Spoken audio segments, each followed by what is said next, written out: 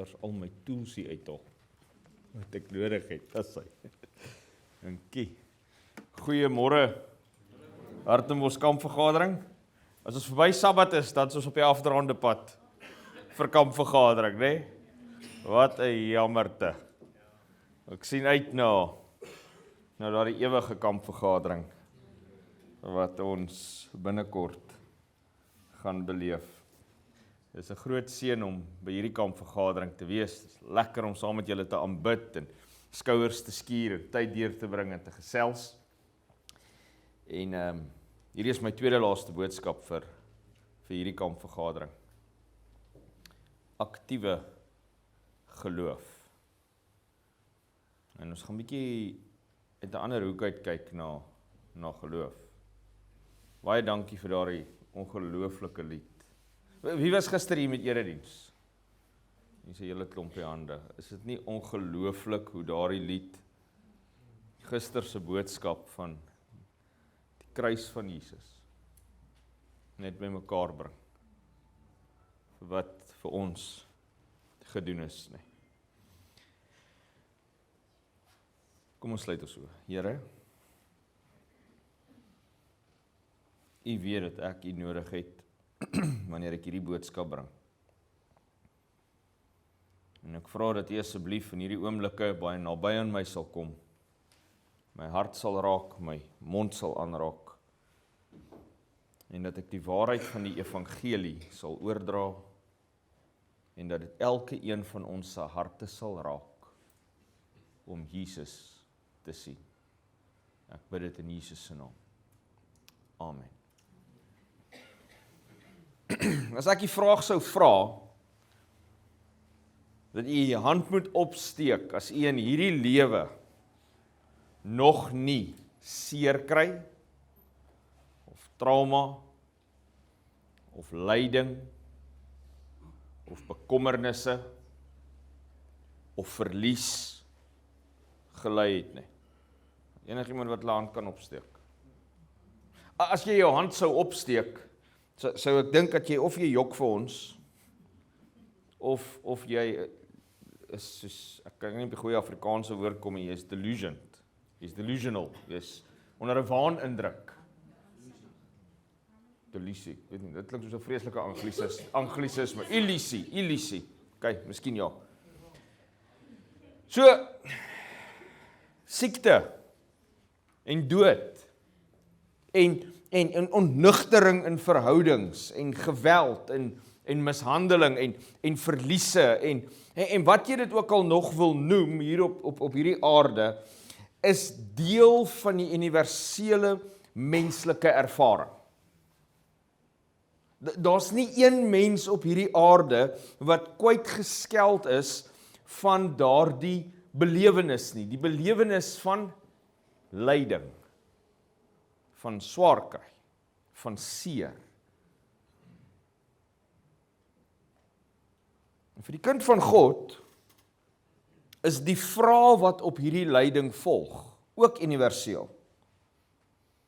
Jy sien, wanneer die kind van God gekonfronteer word met hierdie tipe ervarings, met hierdie tipe seer, met hierdie tipe ontnugtering, met hierdie tipe trauma, dan begin ons almal min of meer dieselfde vraag vra.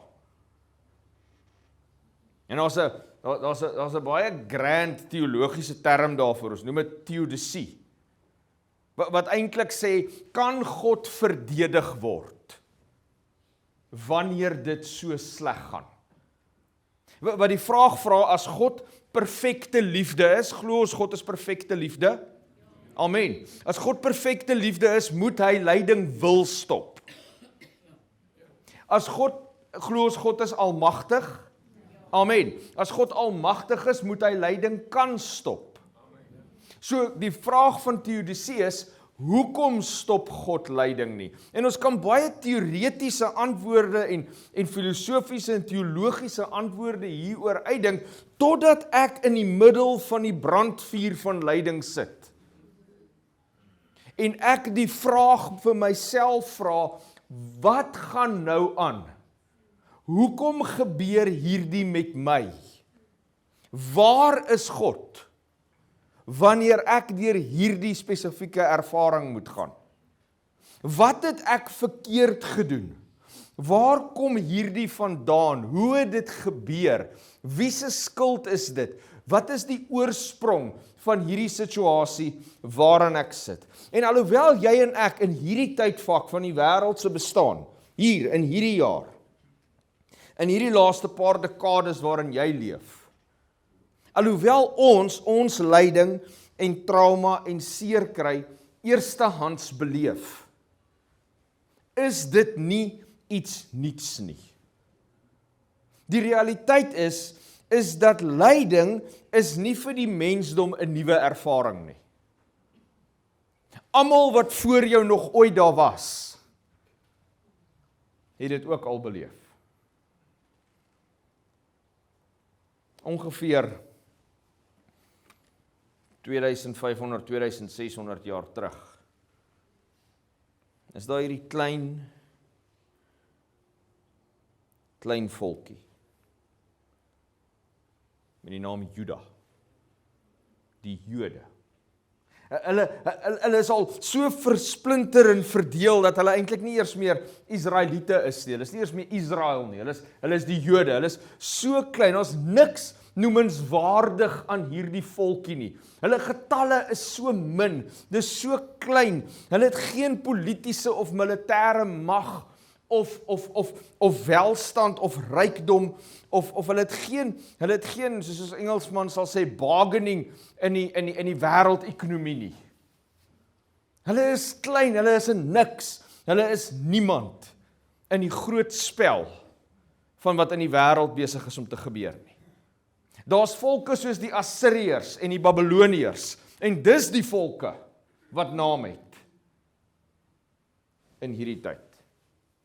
En dan gebeur iets ongelooflik traumaties met hierdie volkie. My dink dit hy werk.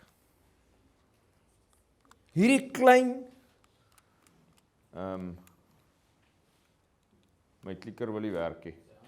Hy's aan. Hy's aan by my. Hy wys ek weet nie of ek hom gedruk het nie, maar. Okay, ek sal vir jou wys. Hierdie klein niks seggende volkie word nog in ballingskap geneem.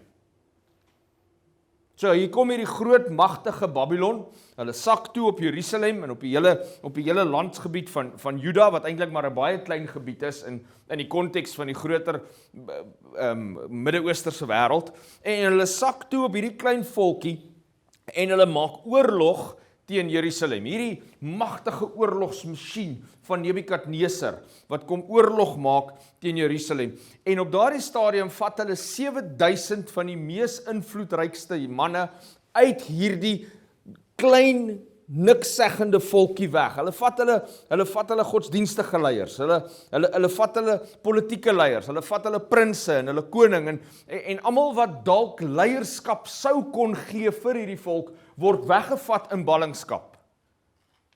En wat agterbly is 'n vernietigde stad. Sy mure is gesloop, sy tempel is afgebreek, sy bron van inkomste, sy boerderye is vernietig. Alles is daarmee heen vir hierdie klein volkie, hulle word weggeneem in ballingskap. En die wat agterbly, bly agter om die stukke te probeer optel wat oorlog agtergelaat het. Duisende mans, duisende jong seuns sterf in daardie oorlog teen Babylon. Dis vrouens en kinders en bejaarde mense wat agterbly in hierdie land wat verwoes is. Die Babiloniërs vat hulle weg daar in hulle ballingskap in en uiteindelik bly hulle nie lank onder die druk van of onder die juk van Babilonië nie. Voordat die Medo-Persiese koninkryk op die toneel kom. En hulle kom maak weer oorlog teen Babylon en hulle oorwin Babylon en daar's baie geskiedenis agter dit en profetiese geskiedenis agter dit. Maar uiteindelik is daar 'n nuwe chief in charge. Die Medo-Persiese koninkryk En nou oorheers hulle hierdie volkie Juda. En vir bietjie meer as 70 jaar word hierdie volk ontneem van hulle eie bestaansreg. Soos hom kan uitfigure sal dit help. Word hulle ontneem van hulle eie bestaansreg. Hulle het nie die reg tot grond nie. Dit behoort nie meer aan hulle nie. Dit behoort nou aan die onderdrukker. Hulle het nie meer die reg tot selfbeskikking nie. Hulle kan nie hulle eie wette, hulle eie reëls maak nie. Dit is nou die onderdrukker, dit is nou die Meders en die Perse, en voor hulle die Babyloniërs, wat daardie besluite namens hulle maak. Hulle het nie meer die reg op hulle godsdiens nie. Hulle tempel is vernietig, en hulle mag nie hulle God aanbid, soos wat hulle gelei voel om hom te aanbid nie. Hulle het nie die reg op hulle eie kultuur nie.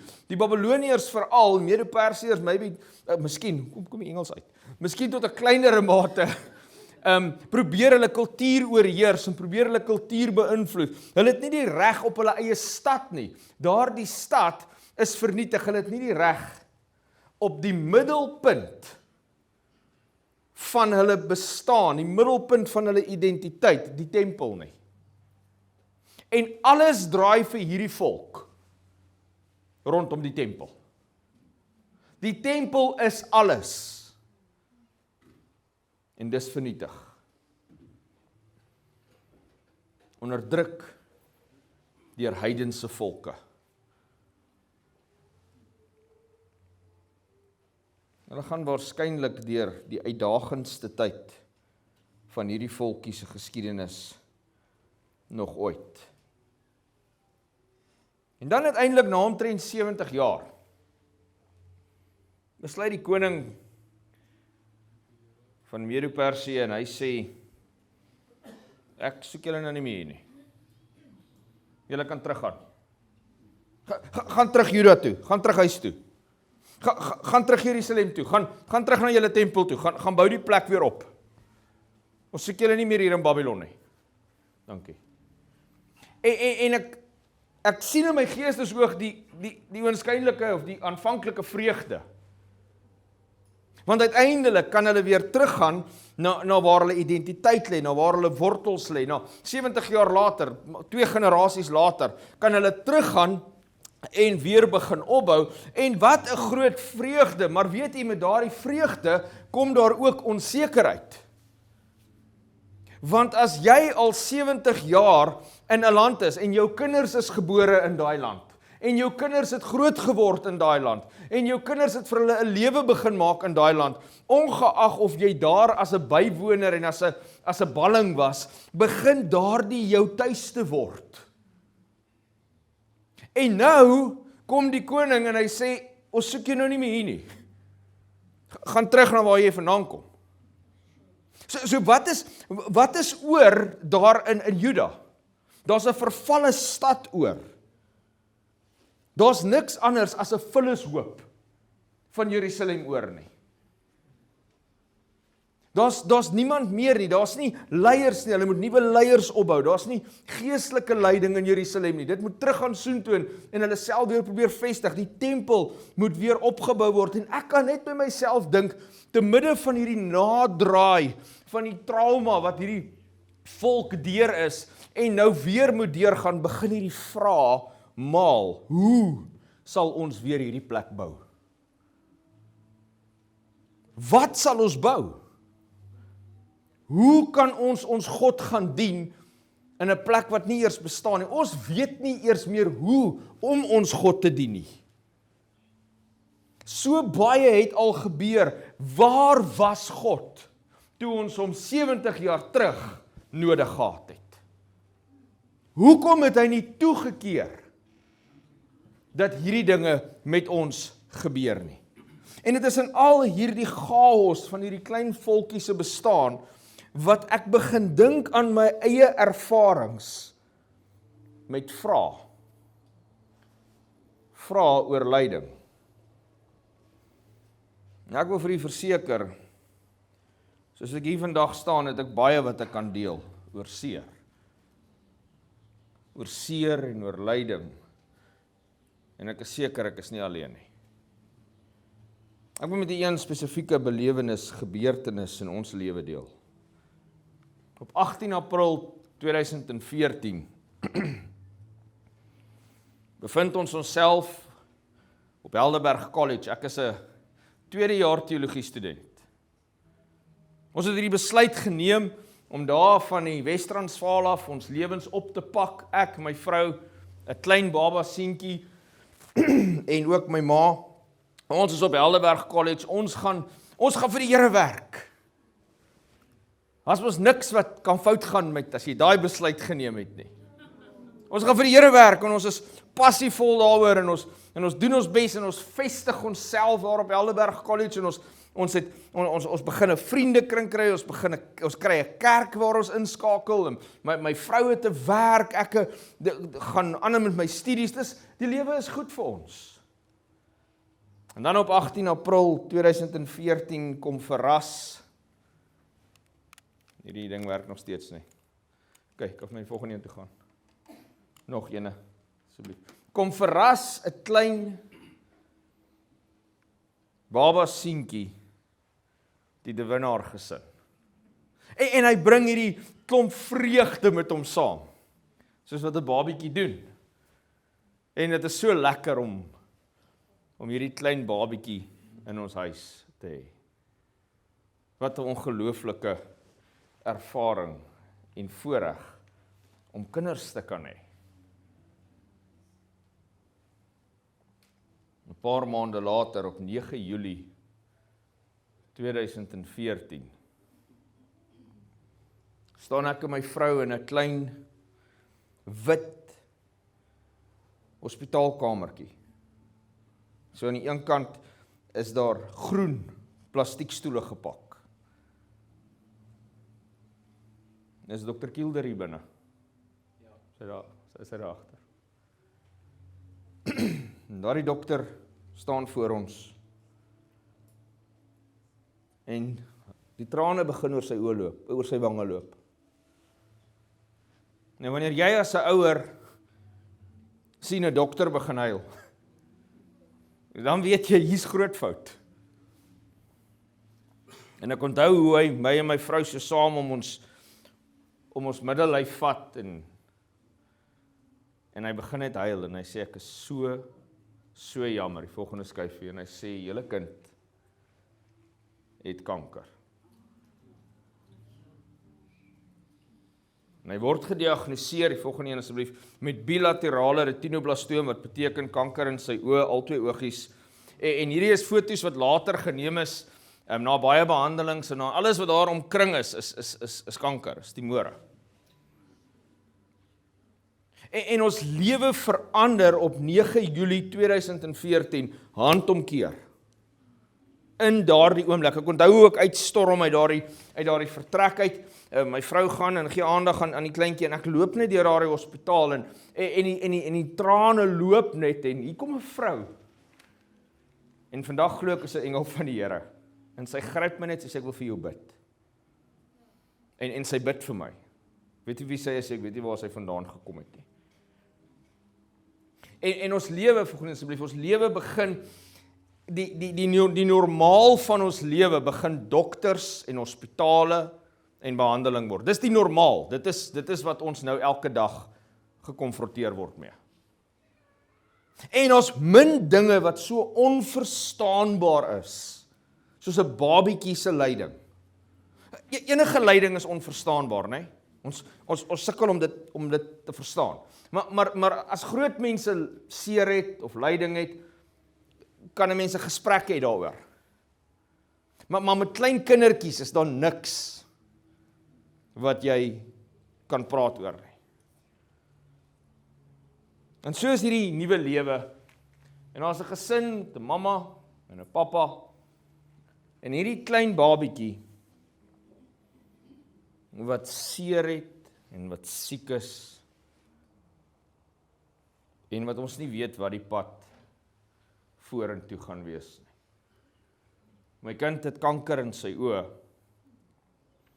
En of hy sy oë gaan verloor en of hy gaan sien, kan niemand my verseker nie. En soos ek daar staan, daai spesifieke dag, glo ek in my hart, my kind gaan doodgaan. Want die chemoterapie het sy liggaampie so afgetakel, dat hy so swak en ontwater is daarso.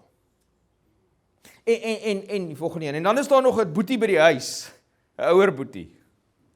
En hy probeer sin maak van wat hier aan die gang is. Hy's 2 jaar ouer. En hy probeer verstaan wat gaan aan met my klein boetie. En steeds is daar hierdie, volgende asseblief, hierdie dapper seentjie wat veg teen 'n onverstaanbare wêreld wat hy nie begrip oor het nie. Volgende asseblief. 9 chemosessies. Hy kry 'n ontelbare hoeveelheid krioterapie wat maar 'n tipe van vries is van die tumore wat hulle binne in die oog doen. Hy kry laserterapie waar hulle die tumore brand. Hy kry nog 20 plus chemo-inspuitings in sy oë. Hy kry operasies, hulle plant radioaktiewe materiaal agter sy oogies in. Hy kry intraarteriële chemo, baie interessant, waar hulle die chemo van sy lies af met 'n tipe van 'n kateter inwerk tot agter sy oogie en dit inspuit. Meer as 200 narkoses. Ons het opgehou tel wat hierdie kind kry. Volgende een asseblief. Kan nog een aangaan? Hy kom op 'n punt naderhand in sy lewe waar hy teater inloop en dan klim hy op die bed en dan vat hy die masker. En dan sit hy dit op sy gesig. Want is so deel van sy lewe. En intussen is daar hierdie klein boetie, volgende asseblief, wat elke aand vir Jesus vra, maak asseblief my boetie gesond. En ons sit met hierdie gevoel van verlatenheid, van verwarring, van onsekerheid, van vrae. Daardie aand van 9 Julie 2014, die dag wat ons lewens handomkeer verander het, is daar 'n klop aan die deur. Deur Arnold hierso. Sy nie hier nie. Deur Arnold Niehoff staan voor die deur. En hy sê, ek wil niks vir julle sê nie, ek wil net bid. En hy doen 'n gebed en hy loop.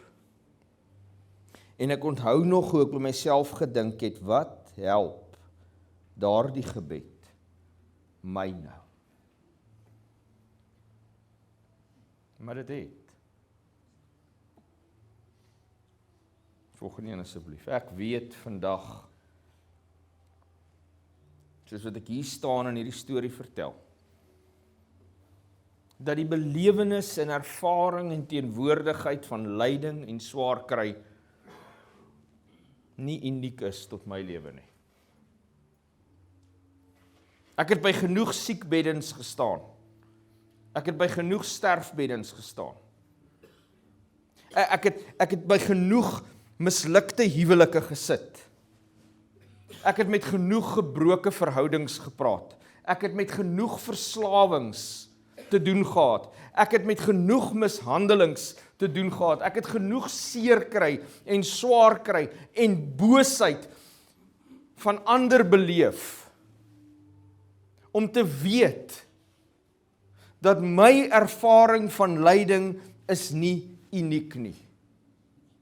En soms voel my seer kry en my swaar kry vir my uniek. Soms voel is ek die enigste een wat so swaar kry. Maar dit is nie. Dit is nie, dis universeel. En soos ek deur die lens van hierdie stikkende volkie na my eie seer kry kyk, of althans andersom, soos ek deur die lens van my seer kry, na hierdie stikkende volkie van Juda kyk, begin ek 'n klein bietjie verstaan wat hierdie volk besig is om deur te gaan. En dan kom hierdie ongelooflike gebeurtenis, te midde van hierdie trauma, hierdie 70 jaar plus trauma, begin God profete oprig. Die een na die ander. Begin hy hierdie profete stuur na hierdie volkie toe. En hy stuur hulle met verskillende rolle soos teregwysing en herinnering van sy liefde, maar ook die rol van hoop. En een van hierdie profete is die profeet Sagaria. Tweede laaste boek in die Ou Testament. En dis nie omdat hy so laat skryf nie, dis maar net omdat hy in volgorde van lengte daar aangesit is. Tweede boek in Sagaria. En hierdie profeet, ek kan eers vir my een teruggaan asseblief. Hierdie profeet, Haggai, Nehemia, Ezra, hulle oorvleuel almal met hom. En hulle oorvleuel ook met 'n ander baie belangrike profeet, Daniël. So hulle kruis so hulle leeftye. Ons weet nie hoeveel interaksie hulle met mekaar gehad het of enigsins dit weet ek nie. Maar Sagaria kry hierdie reeks profeseë en gesigte kort nadat die bevel gegee word gaan terug na Juda toe. So hy's 'n baie jong man wanneer Daniël sy laaste jare leef, is Sagaria 'n jong man. Hy was nie eers daar in die ballingskap nie. Maar hy ken die naderdraai daarvan. En hy kry hierdie gesigte en hierdie profeseë wanneer die bevel van die koning afkom, gaan terug na Jerusalem toe, gaan herstel julle land, en sy rol wat God vir Sagaria gee, is om hoop te gee en die volk te herinner dat God hulle nog nooit verlaat het nie. Dis die boodskap wat hy het. Sy boodskap is dat te midde van julle seer, te midde van julle chaos, te midde van julle trauma, te midde van alles wat sleg is wat met julle gebeur het, onthou God is daar. Dis die boodskap. En hy begin en hy gee in die eerste 8 hoofstukke gee hierdie verskillende visioene, party is moeilik vir ons om te verstaan, ander is baie meer duidelik en ons kan baie preek op baie visioene van Sagaria, en dan in die laaste paar hoofstukke, hoofstuk 9 tot 14, gaan hy net in hierdie prosa en poesie beskrywing van God se goedheid in. Dis sy rol. Maar dit is sommer vroeg in hoofstuk 2, dat Sagaria die tema van sy bediening deur middel van 'n Hebreëse spreekwoord aan sy lesers oordra. Ek kan hom nou vir my opsit. Hy sê, want so sê die Here, heerser oor alle magte, wat my ter wille van sy heerlikheid gestuur het na die nasies deur wie julle uitgebuit is. Waarlik wie aan julle vat aan die appel van my oog. Wie aan julle raak aan die appel van sy oog. En ons is onseker oor die oorsprong van hierdie Hebreëse spreekwoord. Hy kom 2 of 3 keer in die Bybel voor. Maar dit verwys dalk na daardie baie sensitiewe deel van jou oog, daai middelpunt van jou oog, die pupil. Nou het jy al 'n sandkorrel of 'n splinter of wat ook al in jou oog gevoel. Dis irriterend, dit is die hele tyd daar, dit pla jou die hele tyd. Jou hele liggaam ly wanneer iets in jou oog pla. Jou hele liggaam kry swaar, jy kan aan niks anders dink, jy kan niks anders doen, jy al probeer bestuur met iets in jou oog. Dit pla jou, dis nie lekker nie. Dit is 'n deel van die liggaam wat baie kosbaar is. Dit word beskerm deur jou ooglede. En hierdie spreekwoord sê, dat wanneer iemand iets aan Juda doen, dan is dit soos God wat sy oog geïrriteerd raak. Dit beïnvloed hom. Hy voel dit. En waar ook al hierdie spreekwoord vandaan kom, dit verwys na God se besonderse waarde wat hy aan hierdie klein niks seggende volkie heg. Dit wys God se omgee en sy sorg en sy liefde en sy tederheid vir 'n klein groepie stikkende mense. Volgende een asseblief. Nee, ekskuus, nog een terug. Maar meer is net 'n gevoel wat God het. Want is een ding om saam met iemand te voel. Wys hierdie spreekwoord ook dat God het medelee. Medelee beteken, ek gaan saam met jou deur. Ek beleef saam met jou wat jy besig is om deur te gaan. Ek ervaar wat jy ervaar. God gaan met hulle deur wat hulle deurgaan en dit raak God net soveel soos vir hulle. En die Sagaria boodskap is eintlik in kort maar net saamgevat. God is hier. God is deel van jou ervaring. Jy is nie alleen nie. En Juda het waarskynlik gevoel dat God hulle verlaat het en dat hulle nou maar alleen moet gaan aankarring, want waar is God? Waar was hy toe hulle hom nodig gehad het? Maar die boodskap van hierdie profeet is juis dat julle is kosbaar in God se oë. So kosbaar dat die Skepper God homself deel maak van julle seer.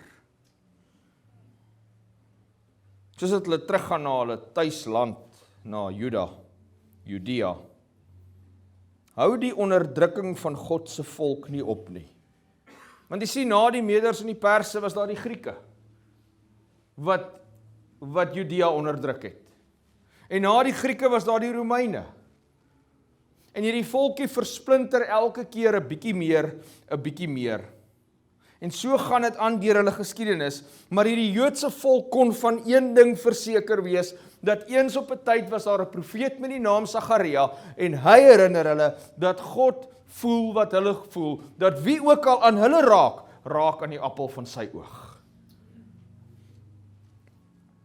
En weet jy wat?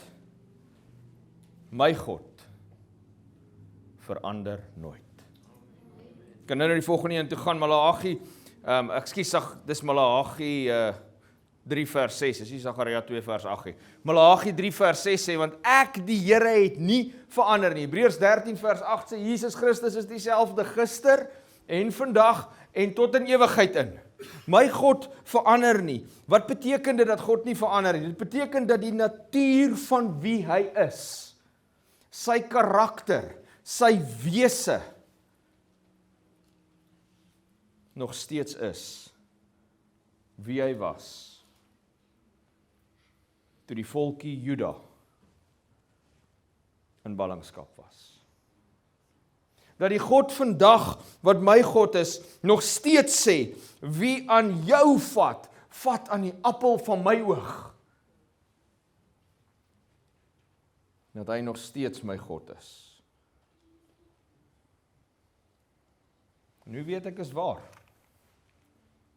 Hoe weet ek dat God deel in my pyn? Want weet jy, wanneer ek daar sit, in daai seer kry, in daai pyn, wanneer daai godsverlatenheid oor my kom, wanneer niemand verstaan wat ek deurgaan nie, en laat ek vandag vir u sê, jy kan nooit vir iemand sê, ek verstaan wat jy deurgaan nie, want jy doen nie. Selfs al is jy deur iets soortgelyk, het jy 'n totale ander fondasie, opvoeding, agtergrond, belewennisse in jou lewe, wat beïnvloed hoe jy jou trauma ervaar. Ons verstaan nie wat ander mense deurgaan nie. Ek en my vrou het 2 absoluut verskillende belewennisse gehad, van ons seer kry. Ons verstaan nie wat ander deurgaan nie, en hier sit jy in jou pyn, en jy dink, en jy weet, niemand weet regtig wat ek deurgaan nie. Ek is alleen. Niemand weet nie. En dan kom Sagaria en hy sê, nee, God weet. En ek dink by myself, nou, hoe weet ek dit? Hoe weet ek? Hoe glo ek dat God weet en regtig verstaan en regtig deel is van my lyding? Hoe weet ek dat God verstaan my pyn? Hoe weet ek dat God verstaan my seer kry? Want die boodskap van Sagaria 2 sien eintlik die lig in die profesie van Sagaria 3. En in Sagaria 3 staan Satan in hierdie profesie, in hierdie visioen wat Sagaria sien, staan Satan gereed om aan te kla. En hy wil vir Joshua, die hoëpriester, aankla. En Sagaria sien hierdie visioen waar Satan staan en die hoëpriester Joshua staan daar. En Joshua is die verteenwoordiger van die hele volk. En kom ons lees dit, die volgende vers asseblief. Volgende skyfie, nog een aan. En het sê, daarna het hy met Joshua die hoëpriester laat sien, en die Satan wat staan om hom aan te kla. En Joshua was bekleed met vuil klere, terwyl hy voor die engel staan. Die engel met die hoofletter E. So hy staan daar met vuil klere, 'n goeie beskrywing van hierdie volkie se toestand. Vuil vir in 'n weer verwoes, niks waarde in hulle nie, niks wat belangrik is in hulle nie. En dan verwerp God Satan se aanklag. So Satan sê, kyk hoe lyk Juda. Kyk hoe lyk hulle. En dan verwerp God daardie aanklag, die volgende een asseblief. Wanneer God sê, hy het aangehef en gesê aan die wat voor hom staan, neem die vuil klere van hom weg. En toe sê hy vir hom, kyk, ek het jou skuld van jou weggeneem, ek beklee jou met feesklere. En ons weet dat hierdie 'n messiaanse profesie is van die nuwe kleed van geregtigheid wat Jesus by die kruis gee vir enige een wat hom aanneem. En Satan kom hy's reg om hierdie volkie te vat. Hy sê dis my reg om hulle te hê. Ek wil hulle vernietig, ek wil hulle seermaak, ek wil met hulle maak wat ek wil. Hulle is myne, want hulle is sondaars. En God verwerp daardie argument. En hy sê, maar ek gaan vir hulle nuwe klere gee. My klere. En hy oordek ons. Want ons is sy kinders. En maak nie saak wat sonde, die gevolge van sonde, want dit is wat lyding is. Jesus sê 'n vyand het dit kom doen. Petrus sê vir ons die duiwel is soos 'n brullende leeu wat kyk wie hy kan verslind. So maak nie saak wat sonde in jou lewe kom doen het, die gevolge van sonde in jou lewe kom doen het. En ek praat nie van die gevolge van verskillende sondes nie. Dis ingesluit by dit, maar net die feit dat sonde bestaan, is hoekom ons soveel lyding en trauma en seer kry deurgaan. En maak nie saak wat dit is wat sonde in jou lewe doen nie. Jesus gee die belofte in Sagaria 3 dat ek gaan dit oorwin. 2 Korintiërs 5 vers 21, die volgende een asseblief. Hy wat nie sonde geken het nie, hom het God ter wille van ons sonde gemaak, sodat ons in hom voor God regverdig kan word. Dis op grond van Jesus se dood, die feit dat hy die sonde las van hierdie wêreld gevat het. En dit is nie net die sondes wat jy gedoen het nie, dis ook wat sonde aan jou gedoen het.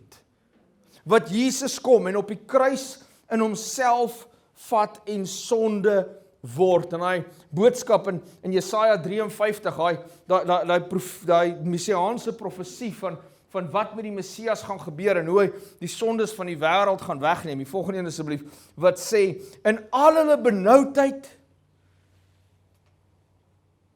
dis 'n ander vers, maar is reg, hy is Jesaja 63, kom ons bly by hom, gaan na hom toe.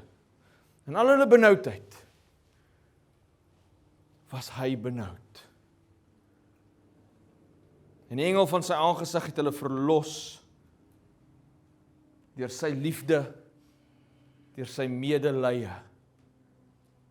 het hy hulle verlos, en hy het hulle opgehef, en hy het hulle gedra, al die dae, van die ou tyd. En al hulle benoudheid, was hy benoud. Waar was die benoudheid van God?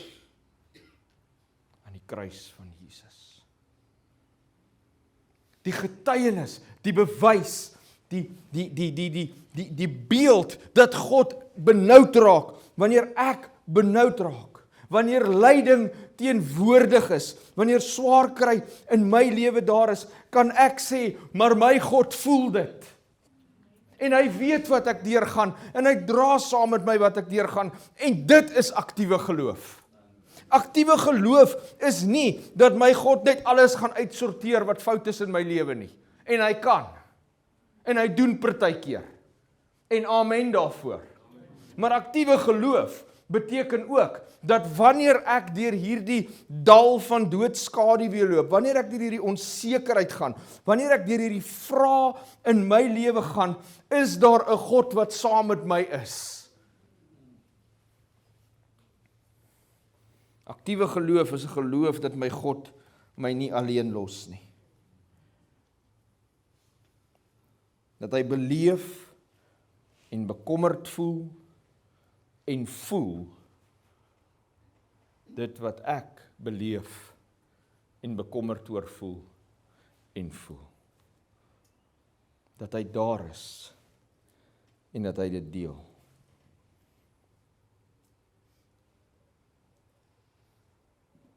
Volgende skyfie asseblief. Dietrich Bonhoeffer bevind homself in 'n Duitse konsentrasiekamp omdat hy die Jode goedgesind is. En hy skryf wyd terwyl hy daar in daardie tronkselletjie van hom sit. Skryf hy diep en wye teologie. En hy stuur hierdie briewe uit en in een van die briewe wat iemand van hom kry, maak hulle oop en daar's hierdie klein papiertjie in. Met daai 6 woorde. Only the suffering God can help. Net 'n God wat self deur lyding gaan, is 'n God wat my kan help. Net 'n God wat verstaan wat ek deurgaan, is 'n God in wie ek my hulp kan kry. Net 'n God wat hier is en saam met my loop. Dietrich Bonhoeffer sien nooit weer vryheid in sy lewe nie.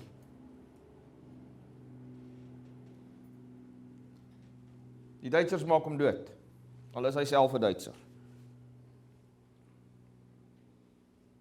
Maar Dietrich het geweet dat die God wat saam met my in my lyding sit, is 'n God wat besig is om my te help waar ek sit in my lyding. Sagaria se naam skakel mooi in by sy bediening. Die naam Sagaria beteken God onthou. God onthou. God vergeet nie. En Ruben se kanker het ons as gesin vir 6 jaar lank op ons knieë gehou. 6 jaar lank, op en af. Dan is ons in hospitale. Ek het nou Vrydag dink ek vir Dr. Kielder gesê, ons baie keer 3 keer 'n week in teaters gewees. En vandag is ek dankbaar, die volgende skyfie asseblief, dat hierdie kind al 6 jaar in remissie is. En daai genesingspad wat die Here met hom geloop het, is 'n wonderwerk verhaal op sy eie. En die Here het ons net elke keer by die regte dokter op die regte tyd gebring. Elke keer, 4, 5, 6 van hulle. Die dokter wat hy op daai stadium nodig gehad het dit net gebeur dat ons daar uitkom. En ek het nog steeds vra in my hart. En ek voel nog steeds by die Here weet, hoekom het hy nie die genesing laat plaasvind, toe ons Ruben binne die eerste 2 weke gesalf het nie. Ek wil daardie vraag weet, en ek gaan waarskynlik na my graf toe gaan met daardie vraag. Ek gaan waarskynlik in my lewe nooit 'n antwoord kry op die vraag oor my lyding nie, en dit vat nie weg van my dankbaarheid, van wat God vir my gedoen het nie, en vir my kind gedoen het nie. En dit vat nie weg van die feit dat ek weet, dat hier hoeveel lydingservarings hier sit, wat nie so 'n tipe antwoord gekry het nie. Wat nog steeds daardie lyding moet hê, wat nog steeds deur die trauma moet gaan, wat gesê het, Here help, en hy het nie gehelp soos ons gedink het hy het nie, maar Bonhoeffer sê, God se hulp is nie daar wanneer hy ons probleme oplos, of ons gebede onmiddellik antwoord nie. God se hulp is daar wanneer hy saam met ons ly.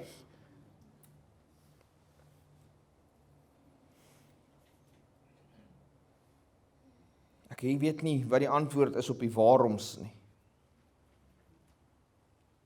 Maar ek weet, God het onthou. God het gesagaria. Dat hy iemand het wat die appel van sy oog is. En dat wat hulle deurgaan, hy ook sal beleef. En hy ook sal deel. God het 'n klein, hulpelose baba seentjie onthou. God het 'n huilende mamma en 'n pappa onthou. God het 'n klein biddende boetie onthou. God het onthou dat hy kinders het wat verward en moeg en stikkend is. God het onthou, want God was daar. En hy kon nie vergeet nie. En God het gedeel, en God het gevoel, en God het saam met ons gelei, en God het saam met ons gehuil, en in al ons benoudheid was hy benoud.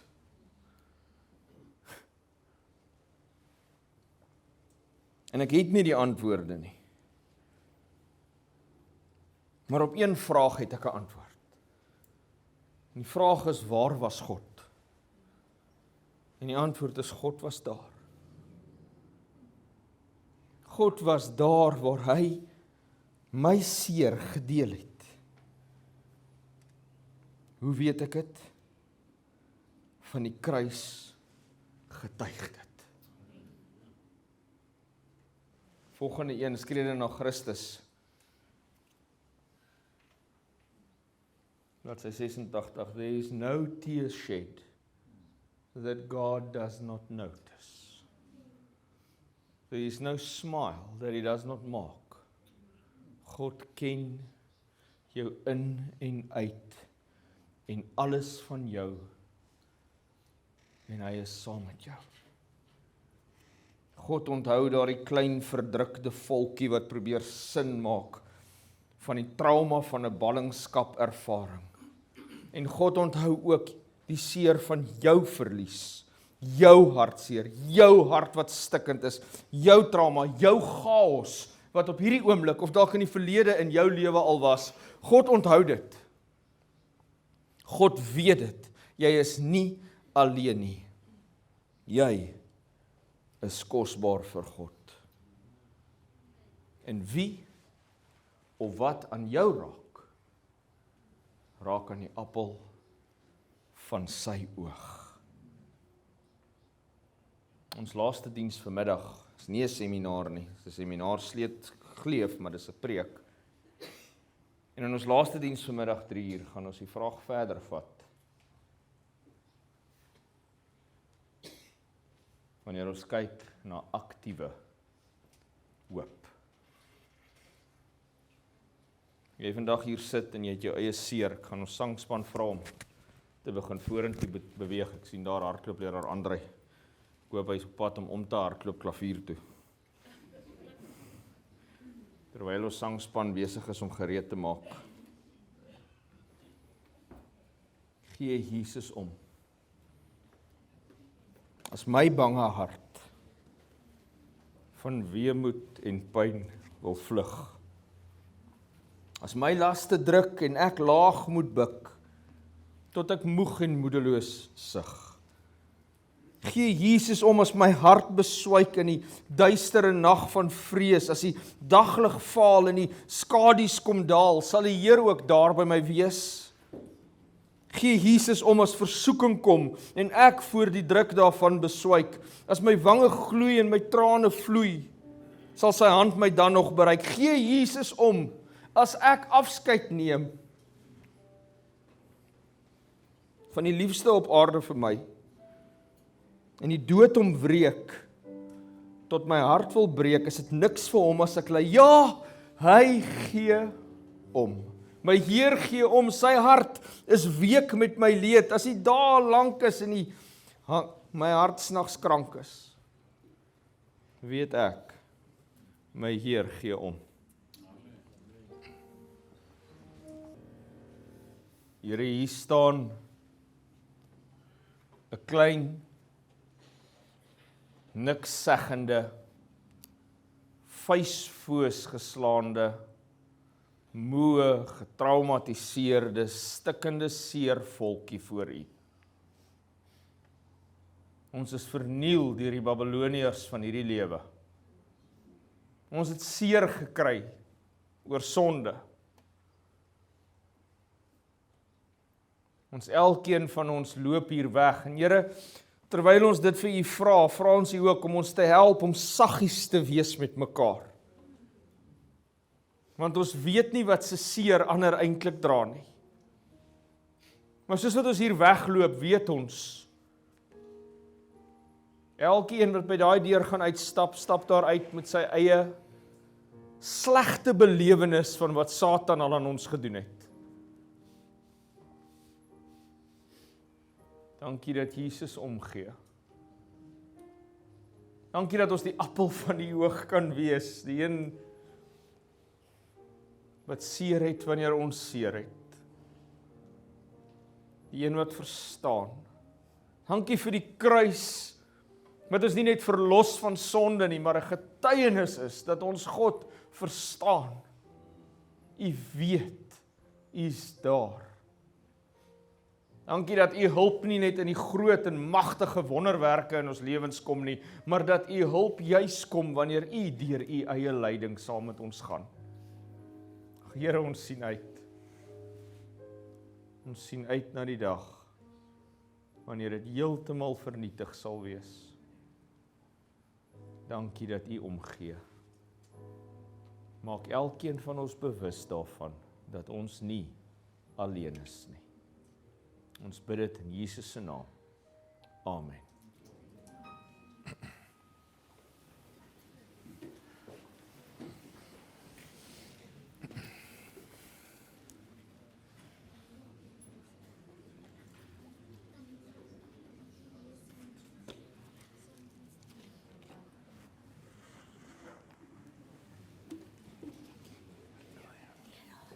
Wat was daai versie van die benoudheid?